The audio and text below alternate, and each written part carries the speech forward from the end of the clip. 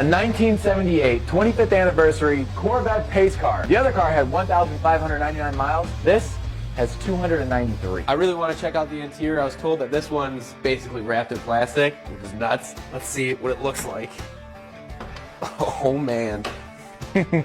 Wow. This thing smells basically like a new car. This is insane. I can't believe the plastic's still in here, dude, from the factory. But here's what I asked you guys in the last video that I want to ask you again. Leave a comment down below. What do you think that this car is worth? Before we wash it, we're gonna go ahead and remove this vanity plate. That way we can make sure we clean everything underneath. Whoa, spider condominiums over here. So I really love these red lines along the wheels, but these wheels are absolutely filthy. And that's where we're gonna get started. We gotta get these wheels cleaned up first before we start washing this car.